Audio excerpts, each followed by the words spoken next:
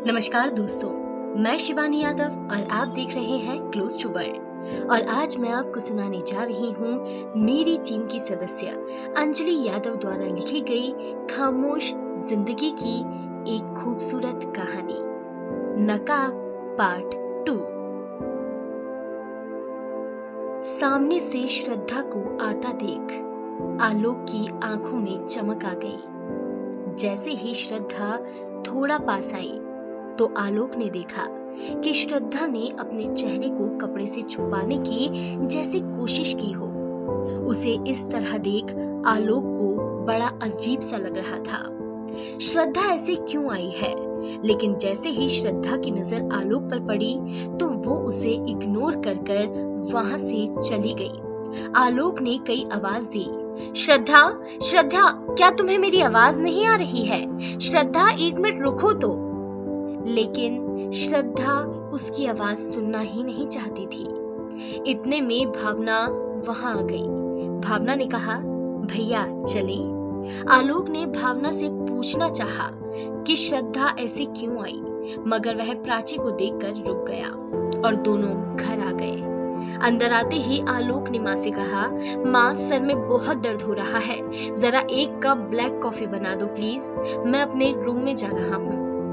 माँ ने कहा, ठीक है बेटा। थोड़ी देर में भावना कॉफी लेकर आलोक के रूम में गई। तभी आलोक ने उससे पूछा कि आज तुम्हारी दोस्त श्रद्धा लिखी थी, मगर उसने मुझे इग्नोर कर दिया और वहां से चली गई, मानो उसने मुझे देखा ही ना हो, या फिर देख के भी उसने ऐसे इग्नोर किया कि जैसे वो मुझे जानती ही ना हो।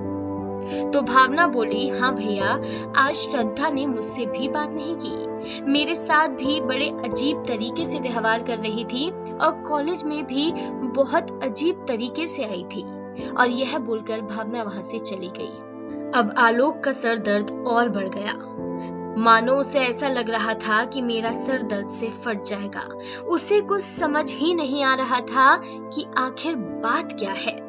अब तो बस आलोक को सुबह का इंतजार था। अगले दिन फिर आलोक भावना को छोड़ने गया और आज वो सोच रहा था कि आज वो श्रद्धा से बात कर ही रहेगा। भावना को कॉलेज छोड़कर जैसे ही आलोक ने कार को बैक किया, तभी उसने श्रद्धा को आते हुए देखा। उसे देख वो हैरान हो गया, क्योंकि श्रद्धा आज भी अपना फेस ढक कर आई थी।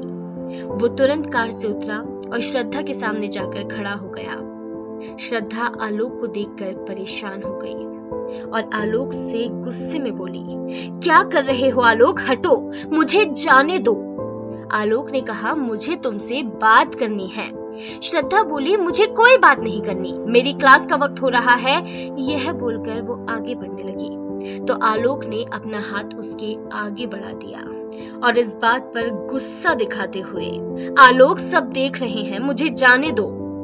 आलोक ने भी जब इधर उधर देखा तो उसने अपना हाथ हटाया और बोला, ठीक है, तुम जाना चाहती हो तो जाओ, मगर मैं तुमसे मिलना चाहता हूँ। श्रद्धा ने कहा, ओके, कॉलेज के बाद ब्लू पार्क में मिलते हैं। यह सुनकर आलोक तो मानो खुशी से फूले नहीं समा रहा हो। फिर वो अपने काम की ओर निकल पड़ा। हाँ, वो बात दूसरी है कि आजकल हमारे आलोक जी का मन किसी भी काम में लग ही नहीं रहा था और आलोक ने फटाफट सारे काम खत्म किए और कॉलेज जाने के लिए निकल ही रहे थे कि तभी डीआईजी सर का कॉल आ गया और उन्होंने उसे जल्द से जल्द आने को कहा। आलोक दुखी होकर डीआईजी ऑफिस पहुंचा। आलोक भावना को कॉल कर चुका था कि आज वो लेने नहीं आ पाएगा, वो बस से घर चली जाए, लेकिन श्रद्धा को कैसे बताता, क्योंकि श्रद्धा का तो नंबर भी नहीं था उसके पास। वहीं श्रद्धा ब्लू पार्क में आलोक का इंतजार कर रही थी, मगर आलोक वक्त पर नहीं पहुंच पाया। रात के 8 बज गए। आलोक घर आया और अपने रूम में चला गया। माँ ने कहा, बेटा खाना खा लो। आलोक ने कहा, माँ, मुझे भूख नहीं है, आप लोग खा लो, प्लीज, मुझे सोना है।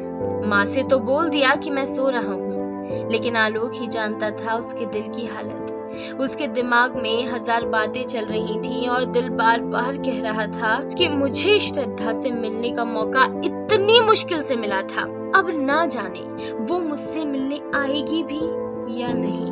और ये सोचते सोचते आलोक की नींद लग गई। सुबह आलोक ने भावना से कहा, आज तुम्हें कॉलेज नहीं जाना क्या? तुम रेडी नहीं हुई अभी तक? नहीं भैया, आज मेरी तबीयत ठीक नहीं है। आलोक ने कहा, ठीक है, तुम आराम करो। यह बोलकर आलोक कार में बैठ गया और सोचने लगा कि अब मैं कॉलेज कैसे जाऊं, श्रद्धा से कैसे मिलूं। खुद को बहुत रोका, लेकिन कार के पहिए तो मानो अपने आप ही कॉलेज की तरफ मुड़ गए और उसने कॉलेज से थोड़ी दूर अपनी गाड़ी रोकी और श्रद्धा का इंतजार करने लगा। तभी फिर सामने से श्रद्धा आती हुई दिखी। श्रद्धा को देख वो कार से उतरा और उसे रोक लिया। श्रद्धा ने गुस्से में आलोक को देखा और आगे बढ़ गई। वो कह रहा था, सॉरी, मुझे अर्जेंट कॉल आ गया था, इसलिए मुझे जाना पड़ा।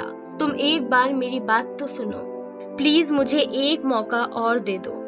इतना सुनते ही श्रद्धा के चेहरे पर तो गुस्सा था, पर श्रद्धा भी शायद आलोक के साथ जाना चाहती थी, इसलिए इतने गुस्से में भी उसने हाँ कर दिया और आलोक की साइड सीट पर आकर बैठ गई। आलोक ने एक प्यारी सी स्माइल दी और उसके साथ चलने लगा।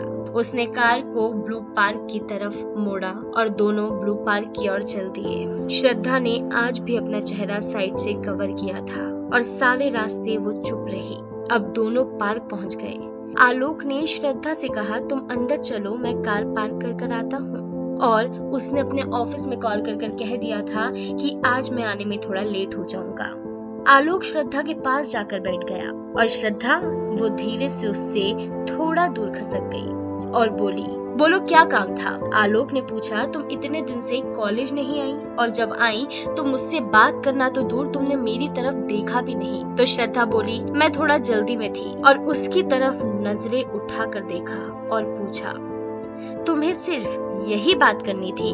तो आलोक बोला, नहीं, मुझे और भी कुछ बात करनी थी, मैं तुमसे कुछ कहना चाहता था। तो बोलो।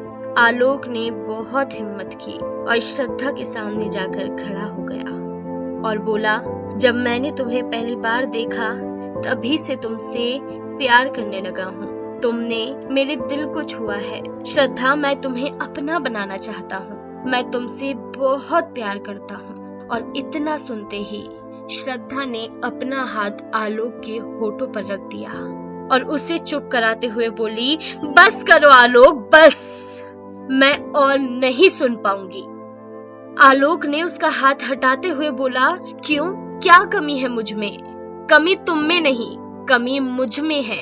ये बोल उसने अपना चेहरा वहां से हटा लिया और कहने लगी कि आलोक, जैसा तुम सोच रहे हो वैसा कुछ भी नहीं हो सकता। आलोक मुस्कुराते हुए बोला, कमी और तुम में? ऊपर वाले ने तो तुम्हें फुर्सत से बनाया है और तुम जितनी खूबसूरत हो उससे ज्यादा खूबसूरत है तुम्हारी ये आंखें और तुम्हारा मन। बस करो। और श्रद्धा वहां से जाने लगी। आलोक ने उसका हाथ पकड़ लिया और उसे अपनी ओर खींचते हुए बोला, तुम मुझे बिना जवाब दिए नहीं जा सकती। क्या प्रॉब्लम है यह तो तुम्हें बताना ही होगा। श्रद्धा ने कहा, मैं तुम्हारे काबिल नहीं, मैं वो पहले वाली श्रद्धा नहीं हूँ। मतलब तुम क्या बोल रही हो? उसने श्रद्धा को बड़े ही अजीब से लहजे में ये पूछा, क्योंकि आलोक को ये समझ ही नहीं आ रहा था कि श्रद्धा ये सब क्या कह रही है। श्रद्धा किसी के काबिल कैसे नहीं हो सकती, क्योंकि आलोक की नजरों में श्रद्धा एक अच्छे दिल की बहुत ही खूबसूरत लड़की थी। और इतने में श्रद्धा ने कहा कि तुम सच नहीं सुन पाओगे। आलोक ने श्रद्धा के हाथ पकड़ लिए। इतने में श्रद्धा ने अपने चेहरे से नकाब हटा लिया। यह देख आलोक घबरा गया और श्रद्धा के हाथ छोड़कर पल भर के लिए अपनी आंखें बंद कर ली। श्रद्धा की आंखों में आंसू थे और चेहरे पर मुस्कान, और कहने लगी, मैंने कहा था ना तुम नहीं देख पाओगे, अब मैं तुम्हारे काबिल नहीं। आलोक की आंखों में आंसू बहने लगे और वो एकदम चुप हो गया।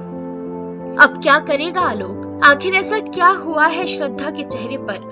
क्या आलोक अभी भी श्रद्धा से उतना ही प्यार करता होगा? ये जानने के लिए हमारी कहानी का पार्ट 3 देखना ना भूलें। अगर आपको यह कहानी पसंद आई तो हमारे चैनल को सब्सक्राइब करें और इस वीडियो को लाइक करें।